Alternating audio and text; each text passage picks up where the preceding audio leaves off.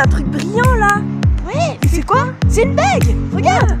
C'est sûrement un de nos ancêtres. Faudrait qu'on aille voir un bijoutier, vous voyez, je sais pas moi. Ouais, allons-y. Ouais. Petit bruit, c'est bien du diamant. En fait, j'ai une petite lamelle de cuivre au bout qui va être conductrice au nom avec le carbone qui compose ma pierre, donc mon diamant. Et du coup, si c'est du diamant, ça sonne joliment comme ça. Donc, ce qu'on appelle une pierre de touche. On va faire un test au tout chaud. Je mets un peu d'acide qui est censé manger entre guillemets l'or 18 carats. Donc si ça s'efface, ça n'en est pas. Tout va bien, le trait reste bien sur ma pierre. Il s'efface pas, ça s'efface net quand c'est pas de l'or. Du coup, effectivement, il faudrait pouvoir les remplacer. Oui, c'est ça, il y en a 3.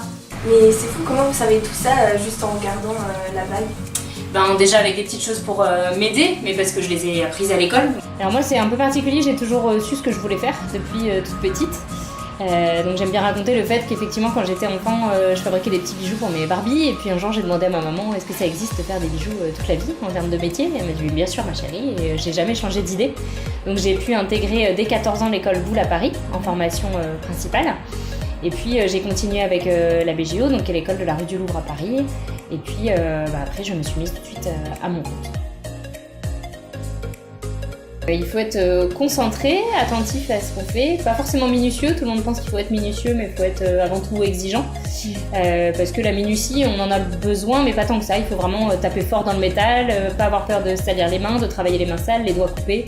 Donc voilà, c'est pas forcément un métier si précieux que son nom l'indique.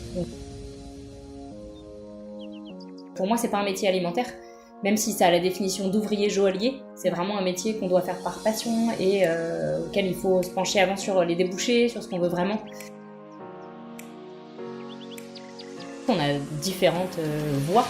Ça peut être des spécialisations pour le sertissage, donc l'action de mettre les pierres sur un bijou, le polissage, l'action de les polir, la gravure. Ça peut être vraiment plein de spécificités comme ça. Donc on a tous notre petit plus qui fait qu'on a une équipe très complémentaire. On dessine tout entièrement pour nos clients sur mesure, soit à la demande, soit pour mettre un petit peu dans les vitrines. Et qu'est-ce que je préfère? Justement, ce défi de la concentration, travailler les pierres, donc vraiment tout ce qui est joaillerie.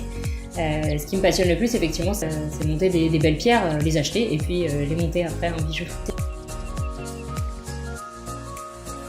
Dans 5 ans, on crée notre atelier? Ouais. Notre entreprise pour nous? Ouais. Allez.